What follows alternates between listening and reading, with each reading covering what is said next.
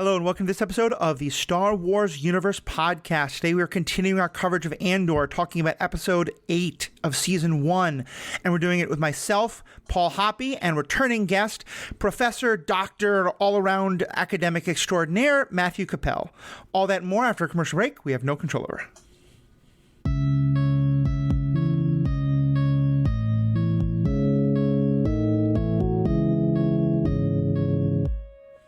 Welcome back. I'm Matthew, your host. Use they, them pronouns. As almost always, we have erstwhile guest, absolutely not a host, Paul. Paul, you want to introduce yourself?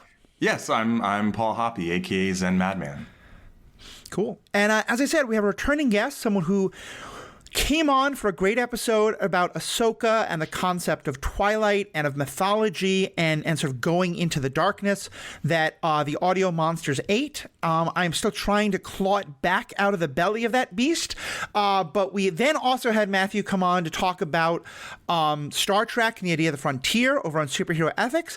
And we've been keeping up a correspondence about Andor. And so I'm really glad to have Professor, Doctor, Grand High Poobah of Academia, whatever the official title should be, Matthew Kapell. Matthew, how are you doing today? I'm great. Thank you for having me. So let's kind of just dive right in. We're going to talk mostly about episode 8, but just kind of overall, Matthew, what's been your feeling about Andor so far? It's Marxist. I think I see where you're going, but yeah, let's show me the receipts. So, I guess Tony Gilroy is kind of a leftist. And I've really been appreciating the fact that we're getting different versions of what it means to be in a revolution, and different ideologies meeting and talking. And in episode 8, we get Saw Gerrera being his Lenin self. So we get all of the good Marxist background. I don't know what we can call the poor manifesto writer guy who died, but maybe Ho Chi Minh or something. But I mean, I like the fact that it's not just simplifying everything, that we're getting a very detailed, carefully written revolutionary story. Yeah, I think that's such a good way of putting it. First, I appreciate you challenging the notion that college professors are all leftists by just going full on to communist, where I'm definitely meeting you there. But in terms of the analysis, I think what I'm most impressed by is that we're seeing the grand forces at work. We're seeing the corruption of the empire and the way that the whole system is getting broken and the harm that it's causing in ways that are very relatable to our own world at both various points in history and also today, but also the extent to which no one is a cardboard cutout. We are getting like these very personalized stories and winding up both like having people who are on the quote unquote good side, the rebels, who are sometimes doing things that can be troubling. And then we're getting these like people who it's like, oh yeah, it's a workplace drama about a woman who's not taken seriously in her work. And like, look at her, like putting the pieces together, solving the puzzle, getting recognition from her boss as she hunts down the rebels to help the empire. And then poor Cyril doing whatever his Cyril cop self was doing. Like the degree to which we're getting to see all those different dynamics and see how much this is a systemic problems on all sides, although it's not saying both sides are equal by any means. I'm just being utterly fascinated by it, in part because it's so different than anything Star Wars has given us before. To me, this series gives us a lot of what the prequel trilogy was misguidedly aiming for, I think. I think George Lucas was like, I want to include all of these political elements and have a bunch of, people sitting around having very serious conversations about how the world should be run.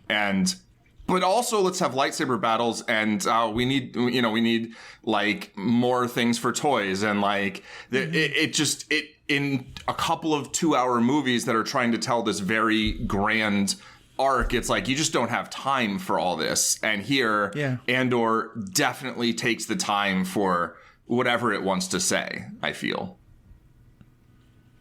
Because like if you look at the plot of this episode, it's like, what actually like happened in terms of this person goes to this place and does this thing? It's like there were a lot of conversations that people had, that was the most of it, right? And but those conversations are very important, and they tell us a lot about the characters and their place in the galaxy and what their motivations are and what they want to do, and how they all aren't necessarily, like, some of them are on the same side as one another and some others of them are on the same side, but they're also all kind of trying to do their own thing in their own way. And it doesn't always, even in this huge imperial bureaucracy, it's not like everybody has the same vision of how you uphold order or, whatever they want to call it. Well, it's possible that bureaucracy is the overarching structure of the whole thing, because it's a show about how bureaucracies are amoral. Yeah, I think that's really true. And I've commented, both Paul and I both commented on this, that I don't know if you've seen this, it's a very different genre, but it reminds me a lot of The Wire in that way, in that the TV show The Wire is about these systems and everything from like the bureaucracy of the cops to the bureaucracy of the school system to the bureaucracy of the gangs, because they do have their own bureaucratic structures, and how you have individual people within those systems, and they might be anywhere from like fairly good to fairly bad, but mostly they're just people who are stuck in these systems that are driving them in different directions.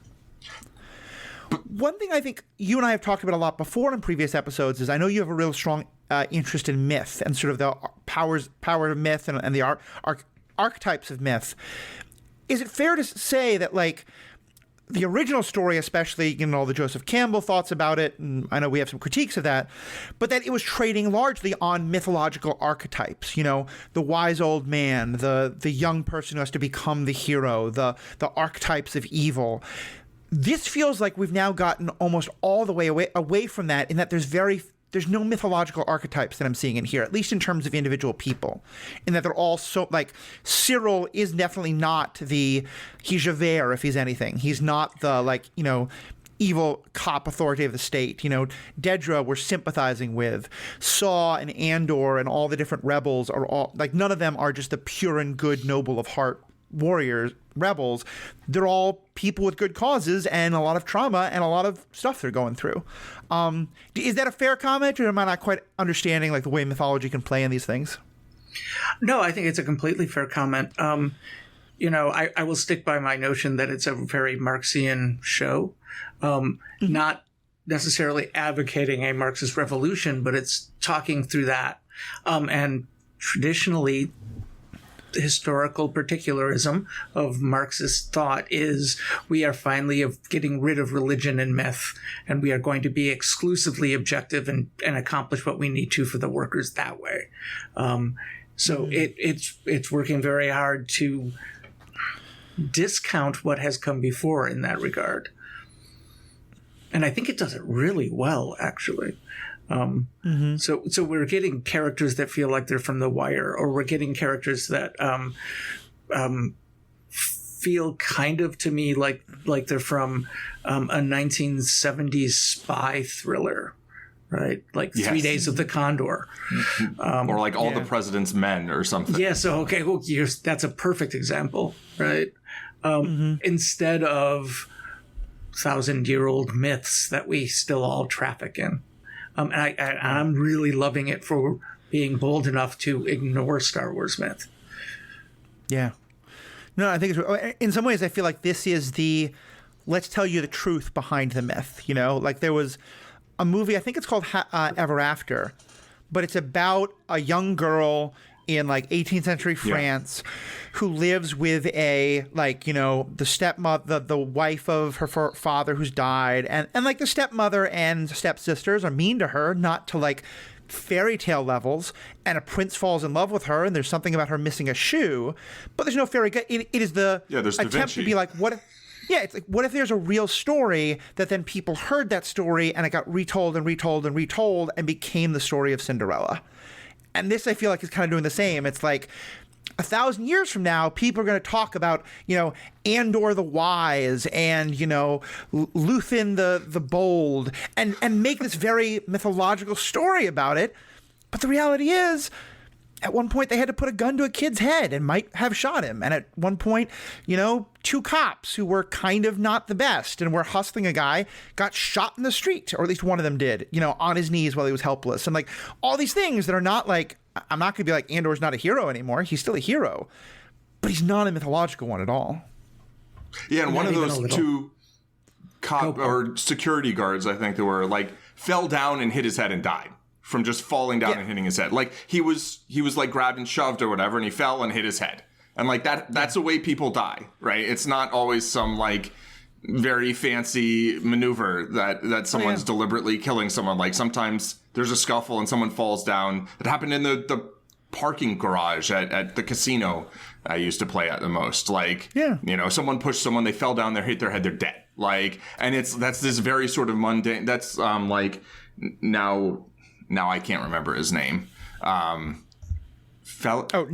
I want to call him Narwhal, but that's wrong. Narville. Oh my goodness. Okay, so when Narwhal gets crushed by, geez, I can't. You've brought me into your world of not remembering anybody's names. I'm gonna look this up, and I will. Narvin, Cyril, Merrick, I'm not even quite sure which character you're trying Nyack, that's it. What? Nyack. It's not Nemec. It's Nemec. Nemec. Okay, there we go. Nyack is a city. Yes. I think. Yeah, so Nemec, well, like the way Nemec gets, you know, dies, right? It's like, it's dumb. It's just like things happen. But it's real. You know? Yeah, And the characters feel like they're people. I mean, you were talking about the structures, and I think sometimes it's tempting to view like, well, the real villain is the structure that everybody's, you know, stuck in. And it's like, well, but the real villain is also the people. Like, those structures don't exist. They don't continue to exist without the people who continue to, you know, perpetuate them. And so all of the people are villains who are perpetuating them. But they're also victims often, right? And they're not like villains who are like, oh, I know, I will create this evil bureaucracy, or I will enter the evil bureaucracy and then do my evil. Like, they're villains because they've gone along with something that is awful and oppressive, and they have helped perpetuate it. But they have done so from a position of like, what else do you want me to do? And it's a reasonable question, you know, like, not that, right? But like, it's that doesn't mean there's an easy answer that's gonna, you know, follow up. Not that. I think that's so true. There's a number of things I want to touch on there, and also give Matthew a chance to. But I want to start with what you're saying at the beginning of all that about the way people die, because there was a TikTok I saw, and like, this show is not for everyone, and I think that's totally fine. It's a lot slower. It's a lot more intense. There's not a lot of there's no lightsabers. There's not a lot of pew pew. And if that's more what you want, I think that's totally respectful. But I saw someone saying that they were very unhappy with episode 6 because, you know, half the team died. 3 people at least died. And this person was saying they deserved more heroic deaths. You know, they deserved the, like, grand moment where, like, one of them sacrifices themselves to let everyone get away, or, like, something like that. Whereas instead, they didn't get that. They just, like, one guy was running along through the battle and got shot, and someone else, like, fell across. And then Nemec got, you know, hit with that thing. And I had the exact same, to me, I was like, that's a person who's still looking for the myth, because that's what I love about this, is it's not, people don't have grand deaths in war, you know? Right. One of my favorite parts of the end of Buffy the Vampire Slayer, which a show has a lot of good and a lot of bad in it. We can get into that some other episode. But, you know, Anya, is that her? Yeah. Anya, the vengeance demon. Like, she doesn't have a noble death. She just dies because when 1,000 people are coming at you to attack you, like, no matter how good you're fighting, some of them are going to get through. And then later, I think it's Xander asks, or someone who saw her die gets asked by someone else, like, did she at least die, like, doing something good? And he's like, yeah, she saved my life, or something. Right. He makes a myth out of it, because it didn't happen at all. It was just a random, stupid thing, because war and battles are random and stupid. There's a similar thing in the Serenity movie. That's like a very Joss Whedon thing among others. Yeah, definitely. Yeah. Definitely so. Well, Star Wars is really good at doing that, though, so it's totally reasonable that somebody's expecting it. Right. When you were talking, I was thinking of the little kids in The Last Jedi who have little action figures they've made so they can talk about Jedi Knight Luke Skywalker, and that's exactly what a lot of viewers want to see. And you cannot hold that against them even a little bit, right? Yeah, I think it's very fair. I mean, those are the expectations that have been set, right? And now it's here like, okay, we're doing something clearly different. Either you like it or you don't like it, and that's fine. And maybe I feel like Andor's maybe a show that some people who love Star Wars are going to love. Some people who love Star Wars up to this point aren't going to love as much. And then some people who historically have not loved Star Wars are maybe eventually going to see and be like, oh, I like this, and it should theoretically appeal to maybe a different, overlapping set of people, but it's not targeted exactly the same way as, the regular, Star Wars definitely content. And I want to get to this episode itself, but let me just ask one more question of Matthew, because you made that comment about Marxian analysis to the show, and I made a joke about communism, but I think clearly what you're getting at, and that I think a lot of people don't really understand, is that like Marx didn't create communism. Marx wasn't the people who took over Russia. Marx was a philosopher and a critic and an economist critiquing capitalism, but also critiquing all of the like methods of thinking and ways of understanding the world that undergirded 19th century European industrial capitalism and their whole society. So what do you mean? Can you say a little bit more about what you mean in terms of like this show being Marxist in its perspective? Maybe I misspoke. Maybe I should have said it's Leninist. It's very much about revolution.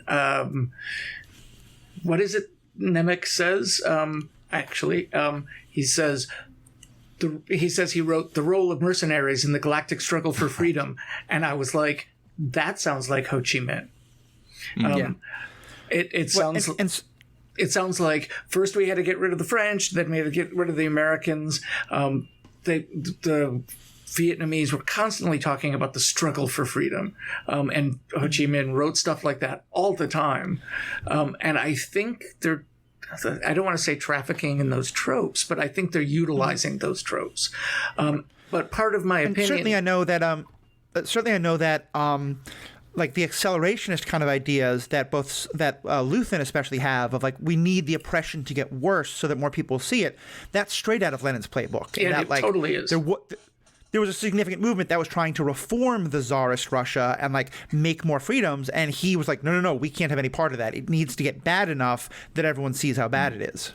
It's the difference between the Bolsheviks and the Mensheviks. Right? Yeah. Bolshevik means majority, and Menshevik means minority, if I remember correctly.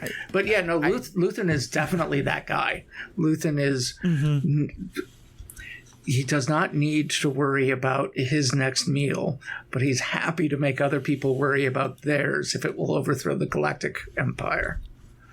Yeah. Right. And that's maybe a good way to enter into this episode itself, because I thought the conversation between Luthen and Saw was so fascinating from that perspective, because Saw, I think, has a similar kind of perspective, but he and his people are suffering. They don't have the luxury that Luthen and Mon Mothma do. And I just thought their discussion, like every episode, I feel like we're pulling back another layer of the onion of revolution. And that, like already the discussions between Luthen and Mon Mothma are interesting. But the way Saw called out Luthen and didn't want to work with him, I think in one part because of some of the stuff you're saying was just, it was one of my favorite parts of the episode. What was kind of your both take on that conversation? Paul, you go first. All right. I think that conversation revealed a really important question when it comes to a revolution, which is, are you just trying to overthrow the power structure that's currently in power? Or are you trying to build, like, what's next? Like, what are your plans after that?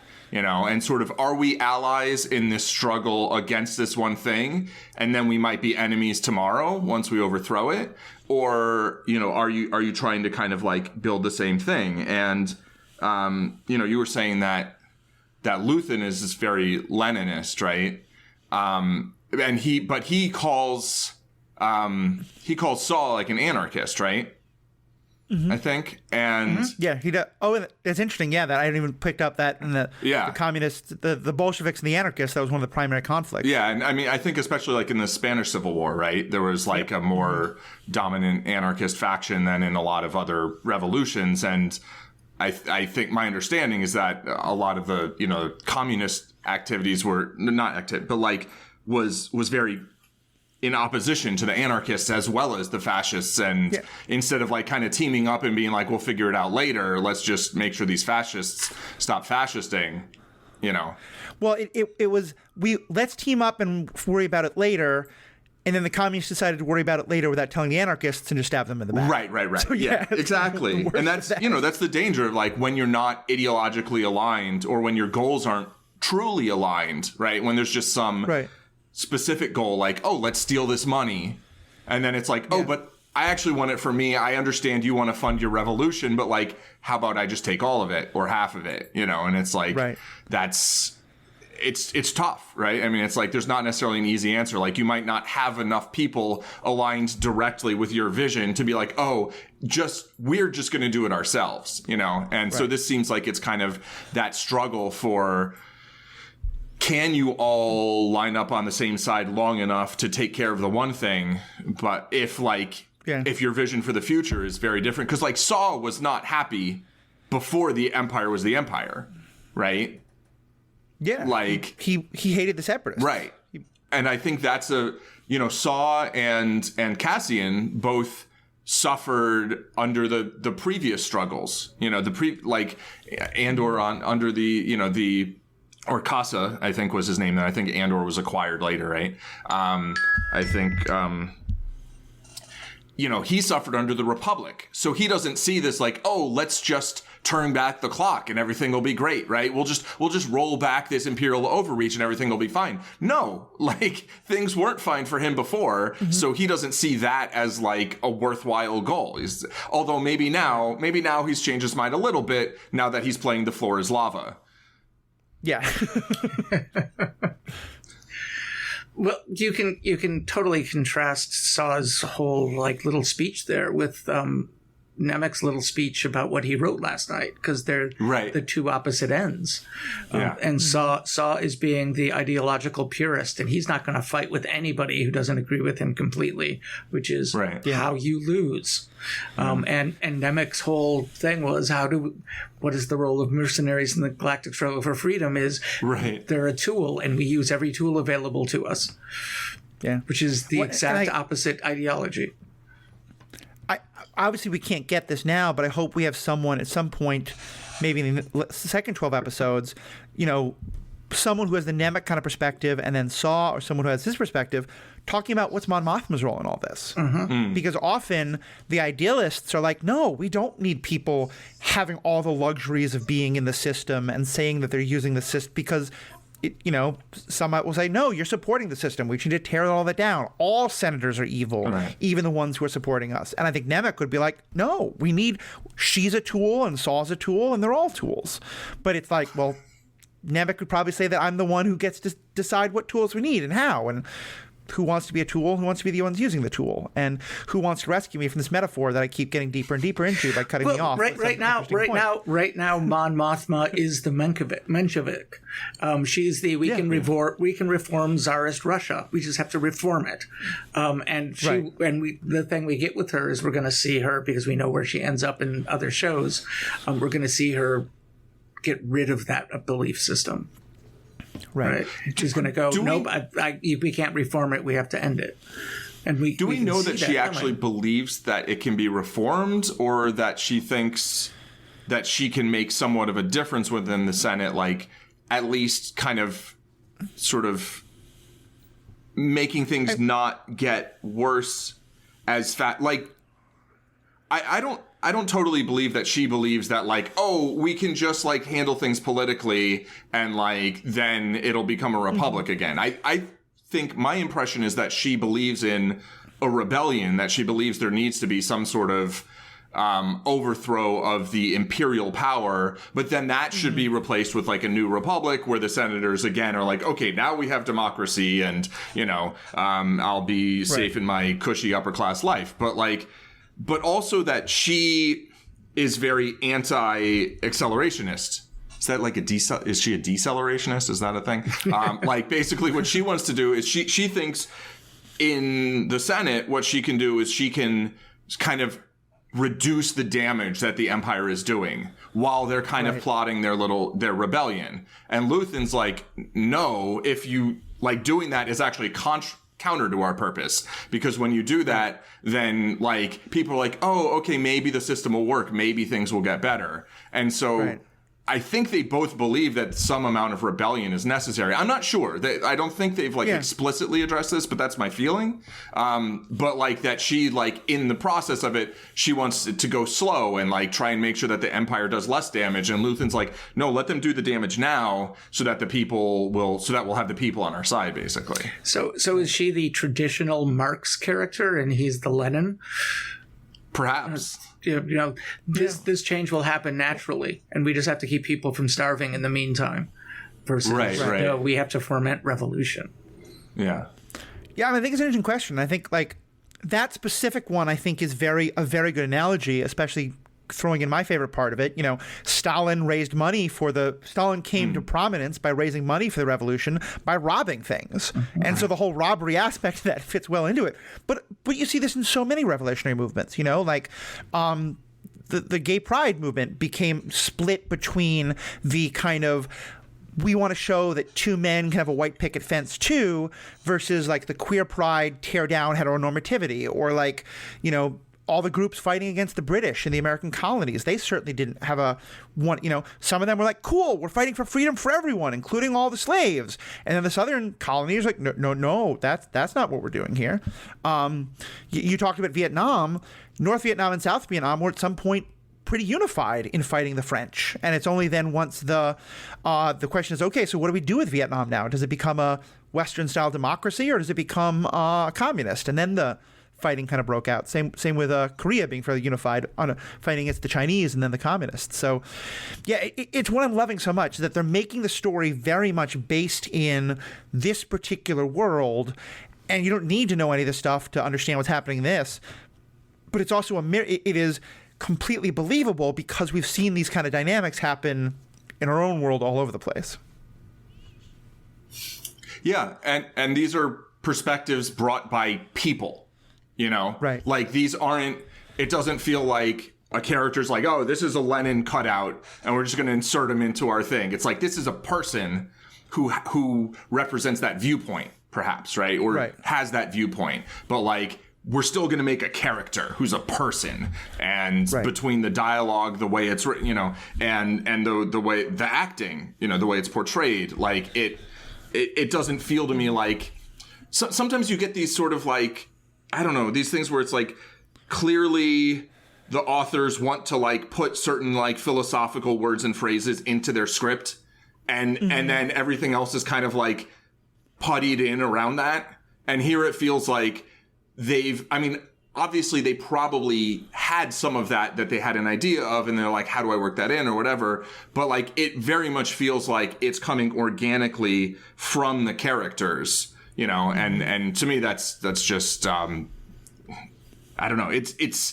I think it's better in terms of the filmmaking and just the ability for me anyway, to just enjoy the story. But also I think if your goal is to expose people to ideas, I think if you can kind of like slip it in with their cereal, as opposed to like being like, this is the point of the show. And, oh, by the way, we'll have some other things for you to look at. Like, it just feels more natural, and I feel like people are going to engage with it differently. I don't know. I guess we'll see, or we won't really see, but we can hypothesize. Totally agree with you, Paul. And just to add to that, I think one of the best parts is that we have these characters who have very different perspectives on what revolution should be, between Mon Mothma, Luthen, Saw, and Andor to some extent. None of them are being portrayed as right. All of them are just different positions that people have, and we as the audience aren't being told like Saw is right, Luthen's wrong. Right. There's no clear, this is what you're supposed to think. It's like, go ahead and think what you will. Here are some ideas. It feels like it's time for a long tangent. Matthew, can you help us out there? So there's this great movie. I didn't know much about Tony Gilroy, and the two of you in previous episodes have been talking occasionally about his work in the Bourne movies, which are really well done movies. But I don't know if either one of you has ever seen it. It's a relatively old movie now, but the movie that he made his name on is called Michael Clayton. It's from like 2007. It's the movie that Tilda Swinton gets her Oscar for. I had never watched it because it's a George Clooney movie, which is not a bad thing. I don't like rush out and see George Clooney movies, but I watched it in bed the other night. And let me tell you what this movie is about. So there's this guy who thinks he's a good guy, but he's really not a good guy, who's definitely in debt. And the movie is going to be about whether or not he's actually going to be a good guy or not, as he struggles to think about his debt. And every character in the film is influenced and very much a character by the way in which money and capitalism has influenced their life. So Tilda Swinton's character is horrible, but she does not know she's horrible. At least she thinks she's doing her job in the bureaucracy. Right. George Clooney's character works for a law firm. His boss at the law firm goes off his meds and starts behaving erratically. And he does this because he realizes they've been representing the bad guys, the pharmaceutical company. And every single character is negatively influenced in one way or another by the capitalist system that they work in, though nobody ever mentions it. And you don't know until like the last 20 seconds that George Clooney has actually changed his mind about being selfish. And it is it's a modern classic. I was so overwhelmed, but it's also Andor.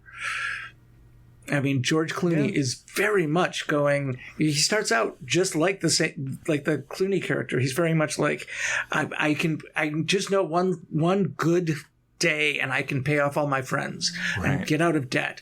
And I just know that everything will be fine then. And we'll get to see his progression. Michael Clayton has been called an anti-action film, in that nothing happens. But the beauty of it is nothing happens, and it is really suspenseful the whole time. The same way this show is. And I think I would strongly encourage people to go watch Michael Clayton, which is free on Pluto, I think is where I watched it. Because that's a long commute. I was thinking the same thing. But ching. Yeah. But it's much more influential in my understanding of Andor now than the Bourne movies are. I don't think the Bourne movies are nearly as there. But one thing both the Bourne movies and Michael Clayton do, which you both have been talking about now in Andor, is every character is an actual human being character. Yeah. And they do that really well. There's no like just some schmuck in the corner who has to say three things and walk away. Right. Every single. I do wish some of them were. Go. I do wish some of them were not humans. Like I noticed again in the prison that it's like almost entirely humans. Yeah. But I think that's very intentional. Yeah. For sure. Yeah, I could get in some of the stuff. No, but I think that's fascinating. And you're right, because I thought one of the most striking scenes was, Andor being convinced that if he raises the money, if he gets this money, he can go back and if all these people are mad at him, and what he hears is, I'm mad at you because you cost me money. Really, they're mad at him because he betrayed them in some way or another, and it did cost them money, but it's the going back on his word or not paying them back when he said they would or whatever. And like money alone is clearly not going to be enough to buy that. Yeah. So or they feel he betrayed them, and he's like, no, I just couldn't pay it back yet. Like I got you. Like he's not. Yeah. He's not like a con artist. He's a hustler. Yeah. He's not like trying to borrow someone from them so he can not pay them back. He's just like trying to hustle and then like, oh, I'll get you later. No. This next thing, I'll be there. Yeah. He cons himself. Yeah, he honestly always believes he's going to do it. Exactly. Despite all evidence. Right. There's no reasonable, expectation. Yeah, that's a great point. I'll definitely want to watch that movie. Yeah, me too. Thank you for the recommendation. Oh, it is so beautiful. And Clooney's brother in the film is an addict, and Clooney's character is a gambling addict. And their ability to talk about very subtly how addiction changes the way you talk about things.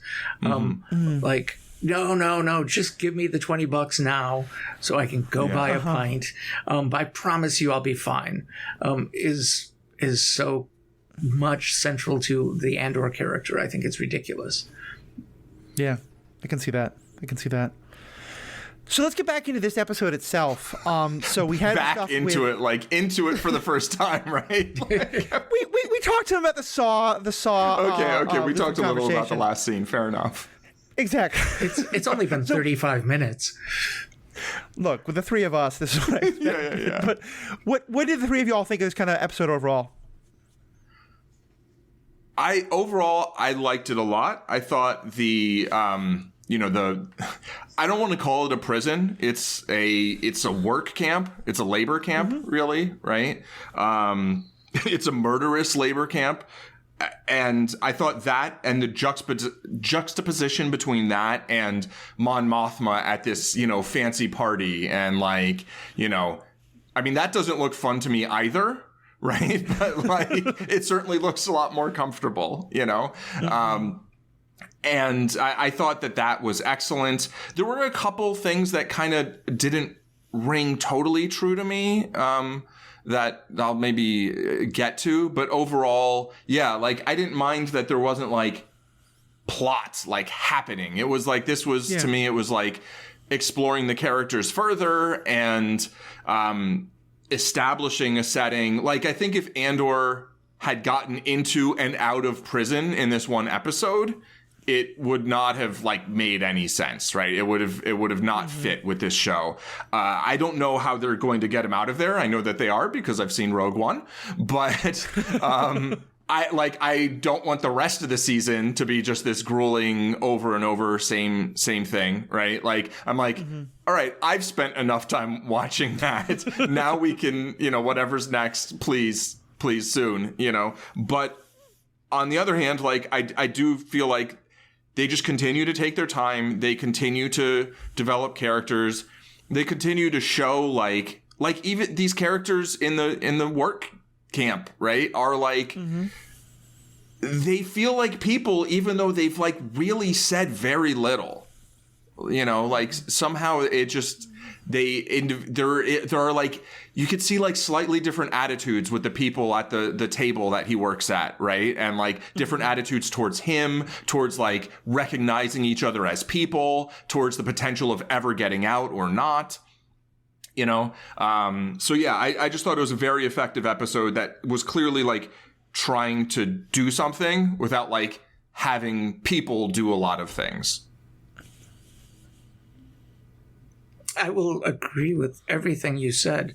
I think the contrast was really important, but I do think it was just a complete setup episode. When it was over, yes. I turned to my wife and I said, that was a setup episode. And she said, yeah, and it was still great. And I was like, yeah, right. Okay, it was still great.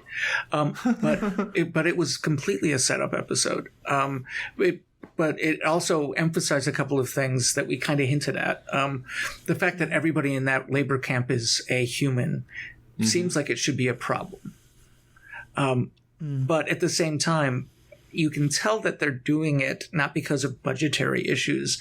If everybody's human, it feels much more grounded to viewers.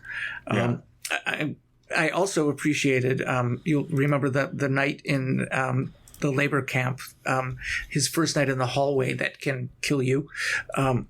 Somebody steps right up to him and explains the whole system. That person will be on the ground at the end of Rogue One. It's one of the characters who's we've got to get the signal through the shield. You've got to do this. It's one of the soldiers. I pick up on that. I didn't either. It came through my feed. Wow. And I was like, oh, wow, that's awesome. That's great. Yeah. Right? That's, yeah. So it's also doing the, here's an Easter egg for you, but doing it in, sly little ways that I appreciated. Yeah. The thing I'm still struggling with is how much of the contrast is really not a contrast between, as Paul said, between the really horrible dinner party and the really horrible work camp. Because it's not necessarily a contrast. It's kind of here's two ends of the same revolution. Yeah. I mean, I think if Mothma talked to the prisoners and said, look, I'm suffering just as much as you are, it would not go well. No. But you're right. It is definitely like, not even just for like, if you have social anxiety, the party looks like hell, but just, yeah, she's having, I mean, she's living this like fake life 90% of the time, you know, in terms of the like, and having to be so careful. And I think, yeah, everything about, I understand the people who want to move forward faster, but like, you know, in a different part of my life, I've been watching all of the MCU Disney Plus shows. And in most cases, I've been frustrated with how fast things were going. You know, Falcon and Winter Soldier, I thought had so much potential. Yeah. The ending had a lot of problems. We can talk about how COVID interacted with that. But like, if we'd had one episode really just to sit with the flag burners? Oh, the flag smashers. Flag smashers, yeah. Which, how do you smash cloth? You know. Yeah. Anyway, the point being, like, that group needed so much more time just to be with them, you know, not seeing them do things, just hearing them out, seeing Bucky, like, yeah, sitting with Yoshi or with some of the other characters, like just being. And so I'm loving this. I feel like we're really getting to take our time and just explore this world. You know, instead of like Bad Batch, I thought did a fun job of like signposting, like, oh, hey, look, here's a 5-second scene that tells you what's happening in this moment. But now we're going to go back to our characters and like the stuff they're doing. And like, no, this is letting you like just sit in a prison for 30 minutes on screen that, as you said, Paul, is not pleasant TV watching. Right. But I think was super effective. I mean, there were so many scenes in that prison that were just like, oof, that's our character system today. Right. But also just like, yeah, that tells me so much about the Empire. I'm very impressed by it. Did either one of you look at the prison and think of the Clone Wars episode where Obi-Wan fakes his own death to go to a prison and find a... I think they're the same uniforms that they wore in that prison in that episode. Which is interesting because that's a Republic-run prison. Yeah. So the Empire might have very well be wrong, but it felt very much like the exact same place when it came on. And that's probably very intentional. Yeah. I mean, they're being so... Like, one thing I only realized recently is that the head overall of the ISB is the first time we've seen him on live action, or at least in this iteration. But for those people who remember the Clone Wars and to some extent Rebels, it's Admiral Yularen. Or Colonel, I think he becomes an admiral, but it's Yularen being the primary Republic officer who interacted with Anakin in his battalion and who was constantly like talking to Obi-Wan about why I have to deal with this ridiculous Jedi. Yeah, and who will die on the first Death Star? Spoiler alert! Right. Yeah. Yep. Spoilers for, or did he evacuate when Tarkin didn't? That would be cool. Right? I don't know. That's the next series, Star Trek Yularen. Right. Yeah. Star Wars. Yeah, sorry. Yeah. He escapes from the Death Star on the Enterprise. Yeah. Which is faster, hyperdrive or warp speed. But we have now fulfilled our quota of Star Wars, Star Trek, Crossover. One particular moment in the prison that hit me really hard was when, you know, there's this new system that's been put in place that is making things even worse. Allows them to kind of just automatically like add days to someone's sentence or like restart their clock or something. And they have a name for it. It's an acronym that begins with P, I believe. I'm sorry I didn't write it down. But they're all convinced that like people on the outside will hear about this and will start to get upset and will start to be like, oh, that's wrong. You can't treat them that badly. And so they ask Andor about it. And granted, I don't think of Andor as someone who reads like Galaxy Today. You know, he doesn't have his finger on the pulse of things by any means. But the fact that he has just not heard a word of what they're talking about. And you figure like someone like Bix would have heard about it and complain about it to him, and he'd like at least pick that up. The fact that he knows nothing about it to me is so... And how deflated they immediately get when that happens. Yeah. Like, that felt so real and so like, of course... This is one of their signs of like, it's not even that you're suffering this horrible way. It's that no one knows and no one cares. Yeah. I mean, it's hard to care when you don't know. Right. And it's like, I think there's two things there. Like one, just the Empire isn't necessarily trying to make sure everybody's thinking about its atrocities. Right. And then the other one is like people in their day-to-day lives, like don't generally enjoy spending a lot of time thinking about atrocities. And so people have a tendency to kind of, shield themselves, from... Kendall Jenner's getting married again. I need to look at what her dress is. Like... Right. I don't know if she's actually getting married, but it's that kind of thinking of like, okay, well, I can watch this 3-minute TikTok I'm of sorry. like, all the details. Who's getting married again? I did not. Kendall Jenner is... Did I say Kendall Kardashian? Is it a Kardashian? Okay, never mind. Yeah. I'm 712 years old, so yeah. Okay. Yeah. Well, I think we're close in age. I have proven that I'm more pop culture relevant knowledge. Were you about to talk about a 3-minute TikTok explaining all the details about something? Yeah. Okay, proceed. Go. Okay. Well, no, but that's my point is like on TikTok, I think a lot of folks do this, and I admit I will do it sometimes too.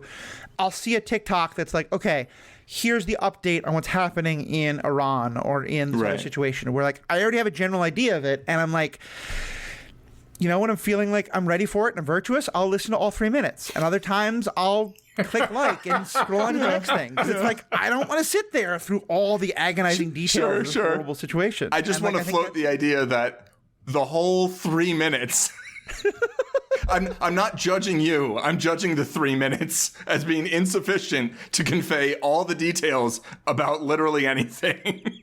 Also true. Anyway, proceed. TikTok completely warps your brain and your idea of like what is or is not. You're like, that's 3 times as long as a normal talk. Like, what the heck? And I literally just posted a 3-minute TikTok right before being in this That's episode, 30 times as long as a Vine. Yeah. That's not a thing anymore, right? No one's heard of Vine. Lots of people have heard of Vine. What? Oh, okay. But some of our audience hasn't. Anyway, so what else about this? Dig me out of the hole. What other parts of the episode kind of struck you, either positive or if you want to start bringing up some of the things that you didn't love? I just want to touch on that everything is human thing very briefly.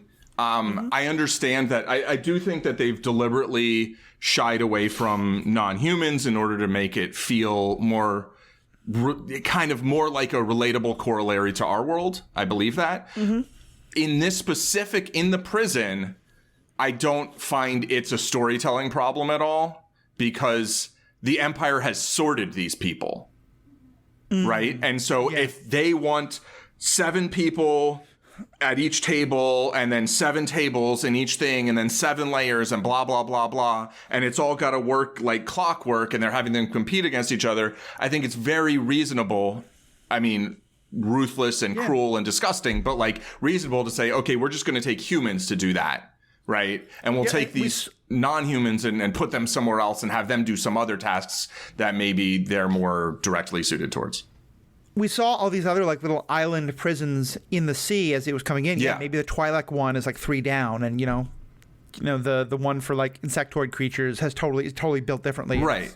Like maybe when you're building these things, you don't want people to have head tails that might get caught in the machinery or something. Not because you're looking out for them, but because that's a waste of your. Yeah, it's going to break the machine. Exactly. Anyway, that was just my little thing on this. Yeah. I feel like Tony Gilroy is aiming for white working class as kind of the feel there. But if it was going to really feel like our contemporary prison system, there should be lots of the other in it. And it was a lot of white guys. Yeah, I mean, I thought it was like fairly racially diverse, but like I did notice that the very first shot when they're going into the prison was like a black guy. Yeah. And I think that was deliberate. I think that was deliberate to be like, this is how a prison looks in our world, or this is how people, because obviously, And I think all this comes down to, we talked more about this on the episode that AJ Starkiller was on, but I'll just kind of rehash it a bit quickly because he kind of made me think about it more than I hadn't really thought of it before. Like, so much of the original idea of Star Wars was this kind of thought of like, well, no one cares if you're like white, black, brown, if you're human, because now racism is against the people with the head tails or the people with green skin. And what Andor was kind of introducing is like, well, yeah, but even in a world where people are like, oh, Twi'leks are weird or Gamorreans are weird or whatever, they're also like, oh, but that Cassian guy, he's got a weird accent. Right. He's browner skin than others. And I do think that like having it mostly be human allows for that to stand out more. Yeah, I just want to contest the notion that like Diego Luna has like browner skin than yeah. I think he's basic. Like I'm not trying to say, oh, he's not Mexican, he's not Latino. Like I'm saying I think he is of almost entirely European descent, I think is my understanding. And like he definitely like we're basically the same shade. Like, and I think the discrimination that he would face is largely going to be based on language and nationality. And so I think this is something that like I didn't understand about Mexico until like I started watching, you know, Mexican shows like in my 30s or whatever, you know, like was that like, oh, there's a lot of racism there too, you know, and that's like something that I didn't understand at all. And I'm just saying like I think like visually, like racially in terms of like genetics or whatever, like, you know, he's probably like mostly Spanish. And I think there's some other, like, I don't know. But just like, I think the perception of him as like looking not white, I think actually is heavily predicated on one, his accent, and like two, like his sideburns or whatever. Like if he like had a buzz cut, like I don't think anyone would be like, until he starts speaking, would have an opinion in that regard. You may well be right. I'm trying really hard not to say the words I don't see color because, like, obviously I'm very aware of color racial distinctions. I just have very bad eyes. So, yeah, it's very possible that, like, I am filling in some of that with just, like, the knowledge of how I think of him. But, yeah, either way, I think but that's the point. It's just, like, that all-human thing. But, yeah, thank you for that. That is important. You know, I think, if you... I think Paul's right. If you were to like take just a picture with no context and show it to the Grand Dragon of the KKK, that guy would go, yeah, he's okay. Right. Yeah. It's interesting because I'm also looking now at a couple of pictures of him, and like depending on the lighting, I would say agree with you in some and disagree with you in others, and that's a whole other question. And that is an entire commentary about how we look at race in America, isn't it? Yep. For sure. Yeah, and his mom was a British costume designer of Scottish and English descent. So like that, yeah. And the point wasn't to get on you about it. It was I think the social constructs that we are surrounded by, I think can sort of hit people differently, you know? And that also makes sense because certainly I think, this may not be true, and I'm very open to seeing if we see it, in terms of like some of the black characters who are in the imperial bureaucracy, their race hasn't seemed to matter. So yeah, it may well be that it's the accent and the way of speaking and appearance that marks him more as an outsider. It's about, as a white person, it's about as much as I feel like I can say on that topic, but I definitely understand where you're coming from there. I'm gonna take that out. It's not bad, but yeah. So I definitely appreciate you kind of bringing that up. Paul, I know there are some things about the episode that you didn't like fully click for you, and I think especially after talking to you a bit, I'm kind of agreeing. But go ahead and talk about some of that. Yeah. So there's two scenes / kind of things going on that just feel unconvincing to me. Right. One is Luthen and what is her name? She has a name. I'm getting her name. Oh, his assistant? Yeah. Possible best friend, possible romantic partner? / maybe daughter. Like, I don't know. We don't know a lot about a connection her. That seems beyond employer-employee and includes some degree of co-conspirator. Yeah. Clea, thank you. So the Luthen and Clea basically cutting off Ferrix, like tying it off basically, and like being on this mission to like hunt down and kill Andor. I don't quite buy it, you know? It just doesn't 100% work for me. And I don't know how much of that is like my own sympathy towards Andor and like sort of wanting to see these people as more of like, people who are trying to accomplish something good, and how much of it is like my just thinking like it just doesn't feel very rational to me, and it feels to me like they are trying to be like hyper rational, and like it just feels a little bit like it's maybe geared more towards setting up a particular conflict than being fully like organically motivated by character. But I think there's a chance that that's just like maybe these characters just aren't exactly who I want them to be.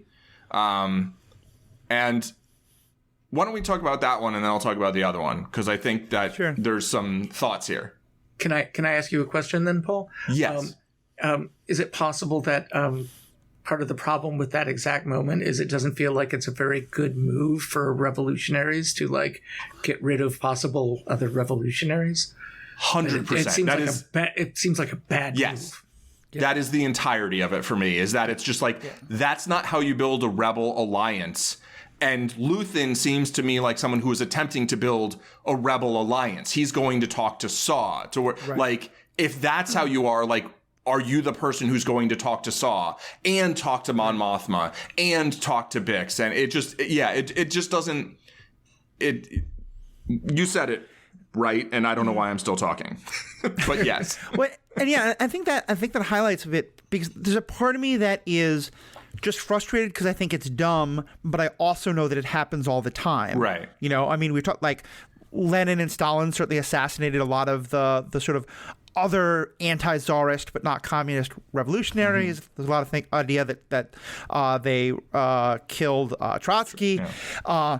And certainly that happens in all other. I mean, just look at how right now on the left we eat our young all the time, and often over like some really legitimate conflicts. I mean, we're not killing each other, but you know, the you know, all that kind of stuff, and that happens in rebel movements all the time. Right. I think for me though, I'm frustrated because I think there's a couple of different reasons why he might be doing it, and I don't know which it is. And so I wish I knew more. And like, because one of it could be that this was always his plan, that he was going to talk Andor into it, and maybe if Andor like decided to sign up, great. But he always had it in the back of his mind of, okay, no, if it doesn't go right, I'll kill Andor. It may be that like they're spooked because actually Imperial security is looking into this more, and I feel like they haven't earned that. Yeah. Like if they'd given me a scene where it's him talking about how, look, we always plan to kill him, that would answer that question. If they give us a scene where like an ISB agent comes to the store and it freaks them out, and so they're like, let's cut all ties, that would make sense. If it's someone else, someone like Saw is like, you got to kill him, and he's like, okay, maybe not. But I feel like because I guess I hear what you're saying, and I think it doesn't seem like the rational thing for Luthen to do. It seems like the kind of thing he would do if he had a particular reason that would make him want to do something irrational, but that seemed rational to him because that's what all the characters are doing. That's the whole point. Yeah. But I agree with you. Without seeing that, it's a little harder to take. Yeah, I feel like what they're trying to give us is that, because we were speculating when we saw it the first time, right, in episode 7, I believe, that was it actually his directive, or was that Clea's idea, right? Right. And I think what they're giving us is that he's the one ostensibly like in charge, but Clea is like, but this is what we should do. And she's like, tell me to cut it off, or tell them, you know, not answer it, basically, right? When Bix is trying to contact her. So, because that's beyond just killing Andor. That's now shutting down the entire network on that planet. Yeah, exactly. It's shutting down that cell, essentially, right? Even if it's not like a full actual rebel cell at this point. Maybe I think the implication is that she was the one who's like, look, you were sloppy with this Andor character. We have to take care of it. And he's like, that's not really what I want to do, but I guess you're right. It's like, but I gave him my Kyber crystal, you know, like he, like, what's up with that? Like, why would you give that if then your plan was just to kill this person? Unless it's like a tracker. That, you know, then that would make some sense, I guess. But like, yeah, so I feel like that's maybe the implication, but I feel like they didn't quite give us enough for me to feel like, okay, I can buy that. It just still feels a little not quite there for me. I think if there's anything they've implied, it's that he thought Mon Mothma would be much more on board with what they were doing. Yes. And so maybe what we're supposed to think is that her having such a negative reaction is him being like, okay, well, I wanted Andor because that's the way we ramp up these like attacks. Maybe we need to shut all that down. So, but he clearly doesn't actually want to shut all that down, right? Right. Yeah. So it's what's your take on it, Matthew? No, I just completely and totally agree with the way Paul is putting it. It was one of those very, very few moments where it felt forced for plot reasons. But I think there's a good chance in the next couple of episodes we're going to get it reworked for us so that it does make sense. Yeah, I think that's fair. And I'm definitely willing to give this show the benefit of the doubt because I feel like a moment like this wouldn't even stick out to me on another show. Because just every moment feels like that on a lot of shows, everything feels like, oh, these characters are saying the things they're saying because it's how the writer wants to move the story forward. And here, this and this other thing kind of stick out to me a bit because I just feel like so much of it has been just flawless in terms of no, these are just people making people decisions and you get what you get kind of. The vinegar in this one small condiment on the plate is a little bit off than everything else, so it stands out because everything else is so good. So there's one other condiment with a slightly. Let me just say the first thing about this one is that I did love that we got to see Vel and Sentra back together. Yes. And also more, again, at some point just let them kiss, but more indication that they're a couple in some way. And I did buy that, especially because Sintra didn't spend as much time with him, that she is the one who's a little bit more, we follow orders, we don't question them. And Vel is a little more well, but this kind of seems wrong. Yeah. I'm going to be real mad if one of those two winds up killing the other. Because just let there be happy gays somewhere in space, please. But I do think that's also a nice thing of seeing that the orders are coming down from on high, but the soldiers are not quite sure how they feel about it, Because again, I think that's very much a part of any kind of military structure, but especially revolutions where you can't just openly talk about the goals and everything because everything has to be super secret and hush hush or else one person can give everything away. Yeah. I really enjoyed in their interaction, Sintra saying, or Cinta, sorry. Sintra is a character in something else, right? Where it's a place? I don't know. Anyway, Cinta saying, the struggle comes first, right? You knew that. I said that right from the get-go. Basically anything, we'll take whatever we have left, basically, right? But right. It's about the struggle first, and so I really enjoyed their interaction, and it just felt nuanced. When she was something about a rich, I could just say I'm a rich girl running away from her parents. It's oh, now we know Vel's backstory. Without them actually telling us this is Vel's backstory. To me, it's so much more effective than Vel explaining, sort of, oh, well, this was my upbringing and blah, blah, blah, before the robbery. It's no, this is Cinta kind of sticking a knife and kind of twisting it a little bit. She's oh, that's low. And that, I don't know, I think that's a really interesting, clever and subtle way of introducing someone's backstory or alluding to it without doing a lot. It's it functions in the story in this other way, but then we get that there. And the fact that she uses the struggle is yet another subtle comment about Marxianism, right? Yeah, because it's highlighting, and this was true in revolutionary France and revolutionary Russia, and very much on the internet today, the difference between those people who have studied oppression and learned about all the fancy terms to describe it, and those people who are experiencing it. And it's not a demarcation. You can have lots of both, but the fact that we have both in Mon and Luthen and a little bit to Vel, and certainly with Nyack, Nemec, Nemec, thank you.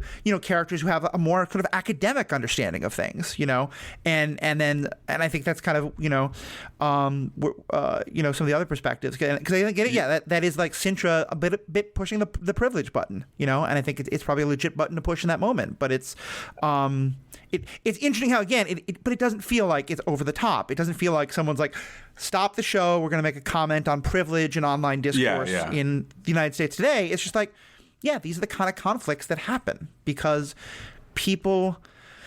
One of my favorite kind of activist leaders is a woman named Loretta Ross, who comes from the reproductive justice movement. She really coined that term in terms of moving beyond pro-choice. And really, especially talking about how the pro-choice movement has often been a movement of white women and wanting to include voices of people of color and queer voices and all sorts of different things like that. And one of her favorite sayings is that A number of people moving in the same direction for different reasons is a movement. Right. A number of people all moving in the same direction for the same reason is a cult. And she talked a lot about how like it's good that we have different people who are part of this because their oppression comes from different places or the reaction to oppression comes in different ways.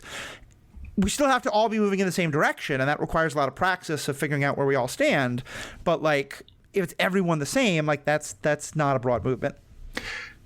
Yeah, I think that's a great thought. I'm a little on the cult thing. I'm like, I don't know. I mean, you can actually have a lot of people who actually do have the same goal. You know, it's going to be a smaller movement. You know. Well, no, it's all the same direction. So I think the idea is the same goal, but it's when it's all for the same reason. No, I know. I'm just saying that seems oddly dismissive of people agreeing, but like, okay. I think the overall sentiment I appreciate. Yeah. I will say, like, we still don't know Nemec's background, you know? Like, there's a lot of assumptions going on. And like that, I still find that like, I'm like, okay, I understand he might read like someone, you know, that maybe hasn't experienced the oppression, but maybe he did. Maybe his whole family and his entire planet like got murdered. We don't know, you know? And like, and maybe just the way he responds to it, the way he deals with it is in a more detached kind of academic sense, you know? Yeah. And like, we just don't know. And so I think to me, like the lesson there is like, just don't assume you know things about someone you don't know, you know, just because you've seen some patterns in other people. To be clear, part of what I meant there is not that we, the audience, know that he comes from a lot of privilege, but that the way he presents himself, I think it's understandable that a lot of the other characters see him that way. I think that's fair. Yeah. That's how he's perceived or was perceived before he got smashed by money. Also, Sintra. Nothing subtle about that. Right, exactly. little a bit of a heavy metaphor there. Yeah. Space communist crushed by Das Kapital. Capital itself was what crushed him. Yeah, because this world has space lasers and hyperdrives, but not credit cards or checking accounts. Right. Moving on. I mean, I don't know. Anyway. Sintra is a location or a country in the Witcher world. Okay. So that's where Sintra is. Cinta is the character here. Okay. Yeah. Okay. I'm ready to. Yeah.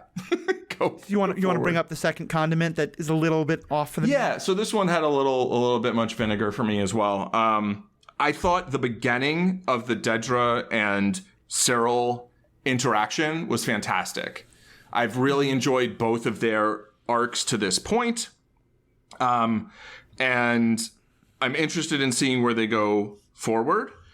I thought her being very dismissive to him in the beginning, but also being like, here's the thing, read it.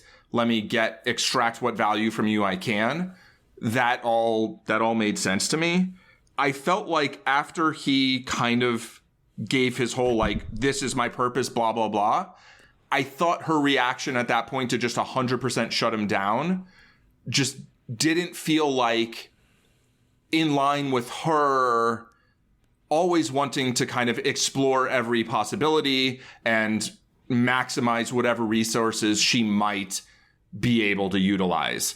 I think what would have made more sense to me if she'd been like, that's great. Okay, that's nice. And like kind of patting him on the head. Now you go there, shut up, and I'll come back to you at some point. Trust me. Don't worry about it. Like, we'll figure this out together, but I'm in charge and you need to lie low. And like kind of have him as this like potential tool in her toolbox going forward.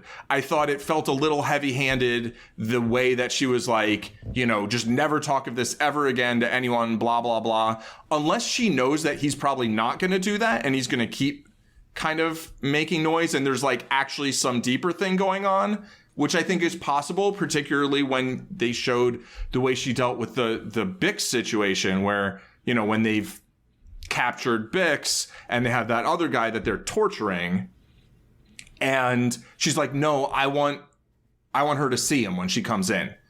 And then, and they're like, oh, okay.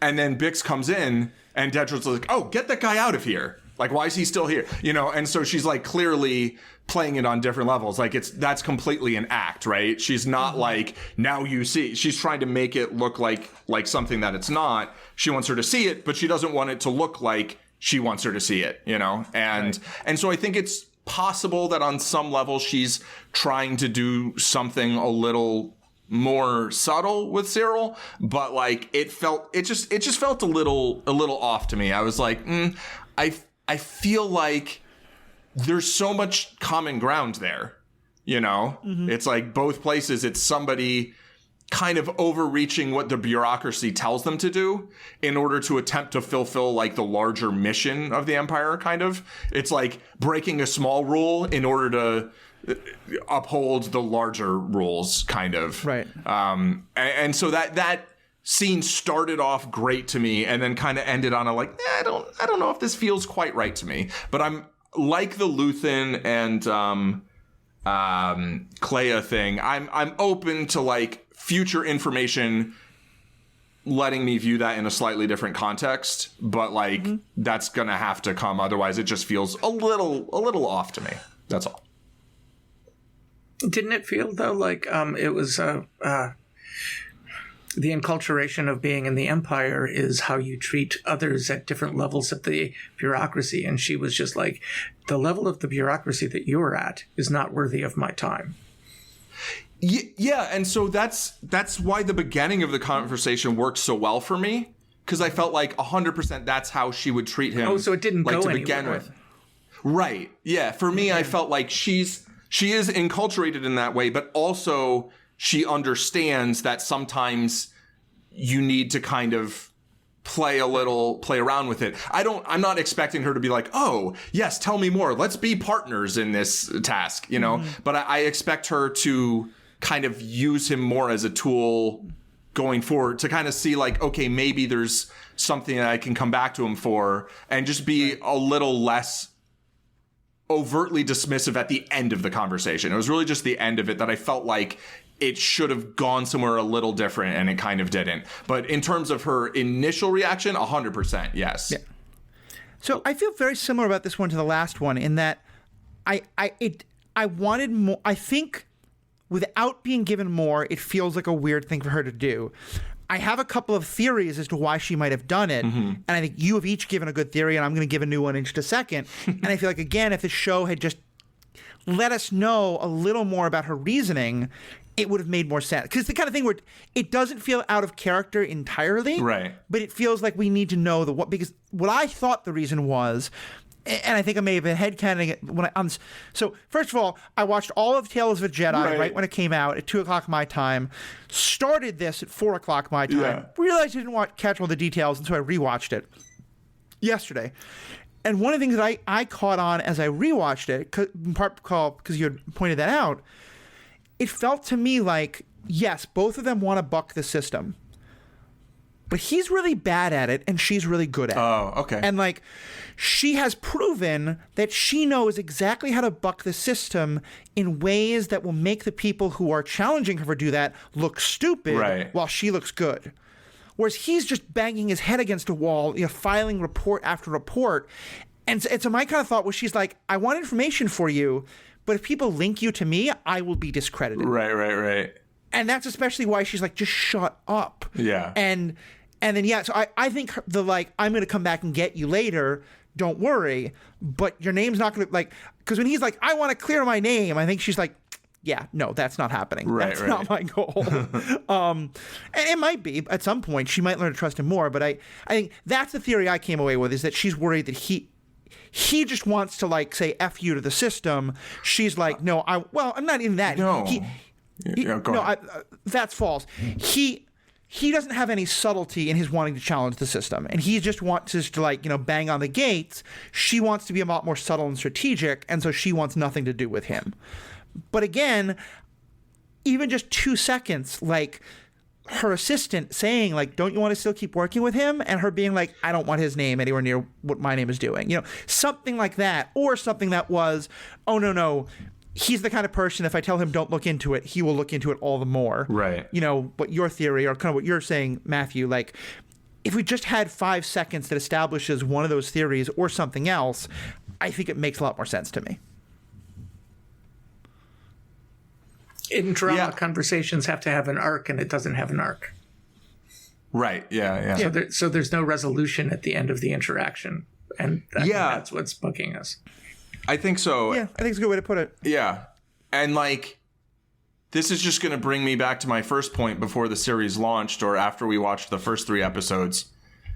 Just give me all the episodes at once. Just let me watch the whole thing. Let me see the next episode and then be like, oh, okay, this makes sense because this, or, oh, they never really resolved that. That's annoying. You know, here it's like, it's paused at a point in time. Like, that conversation didn't have an arc, but their overall long-term reaction may have a very satisfying arc that, you know, maybe they know we're gonna see eventually, but like, oh, it's like another month. Like, you know, like, and I love watching this show every week, but I'd rather just watch it in a day. Like, I just want to see the whole thing, or at least like the 3 episode arcs, you know, all at once and be like, you know. And I think especially if it's the fact that we have both of these in the same episode. Because I think that if, again, her assistant had been like, why don't you want to keep working with him? And she just says, trust me. Or like, I've got a plan. Right. Something that doesn't tell us anything, but just tells her, like, there is a reason and she's going to reveal it later. Not only would it make me fine with that, I think it would have made me feel better about the why are they trying to kill Andor thing. Right. It's that we get both of them. It makes me be like, you've been so good at every character actually making sense that you've raised the bar really high, and now I want you to meet that bar. But I think any quick little aside by her that would help us accept the way it worked would not be true to her character, which is definitely not going to say to an assistant, trust me. I don't think her character's ever. No, you're right. She would just look at him like, why are you talking to me and saying this? Like, Yeah. No, and so it's just, I don't know, maybe it's just a frustration with like the story pausing where it does, you know. Because like if you'd watch the next episode 10 minutes later and that episode had revealed why she had a plan all along, you'd feel much better about it because you wouldn't have a week to sit wondering. Right, exactly. I don't like weeks to wonder. We are complaining about a week as though we didn't watch something where like a kid got his arm cut off and found out who his dad was, and then it was 2.5 years. Right. Oh, I was 5, so. But yeah, these stories used to come out once every 3 years and they were just 2-hour movies, and now, you know, you get 30-40 minutes a week and it's like, oh well, that's actually really not that long to wait. Well, we're spoiled. I mean, that's kind of, again, like, how many other TV shows would we say a tertiary character is doing something that doesn't completely make sense with another tertiary character and I'm mad about it? Like, I mean, I think they're both secondary characters, if anything. But yeah, that's exactly what I was thinking.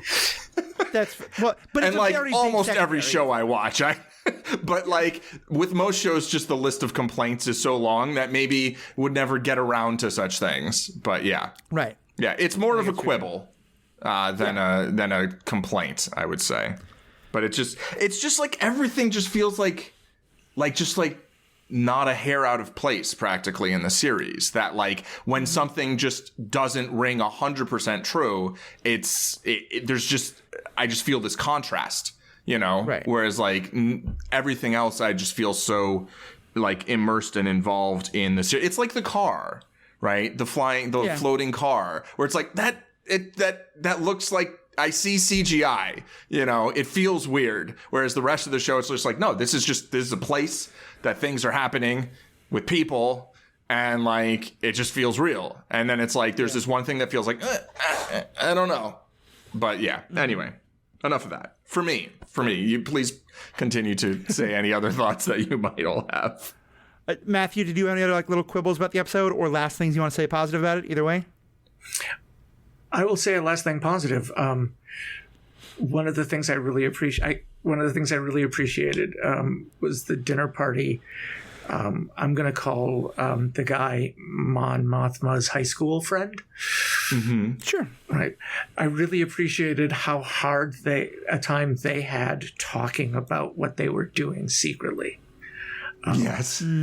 How difficult it is to talk to somebody about a thing that you really don't want anybody to know or you're doing. It was like this interesting negotiation of revolution in action. And I thought it was really realistic and really beautifully done. And it's doubly interesting to me because not only is it about like the difficulty of keeping a secret, but just like I'm at a party, I'm having an interesting conversation with someone, and then 5 different people come up and interrupt the conversation. He's like, oh, hey, I just wanted to come over and say hi to one of the two of us and just try to take over the conversation. We're both just like politely waiting to get through the small talk with that person so we can get back to our real conversation, which... Yeah. It's bad enough when you're not plotting a rebellion, you know? But now that you're risking death to do it. Exactly. I loved that they are just slowly with little things here and there reminding us that this is a world where teenagers get married and become senators. And that's not like a weird thing that was happening on. And granted, they've established that Chandrila, and I think they've done this in books as well, is a very kind of old school traditional place, and so was Naboo. So it's not that like everywhere this is happening, but like, yeah, Padme, you know, being a senator and then a queen and then a senator at her age is not totally out of step. And like, they didn't have to drop the detail that Mon and this guy had gotten married before she became a senator at 16. Right. But it also further establishes like, why are you with this guy? Right. Oh, okay. You started out in, you know. Yeah, you got married in high school, basically, and then you became a senator your junior year. Like, right. This guy, Tay, though, he's, like, older than them, right? That's her friend, Tay. I looked it up. I don't remember. Okay. But, I guess so. So maybe he was, like, one of her teachers or something, or just, I mean... Or a family friend or something? I don't know. Yeah, it's weird because... Well, this is happening, this is happening about like 8 years before Return of the Jedi. And she looks fairly young in Return of the Jedi. She looks like late 30s, 40s.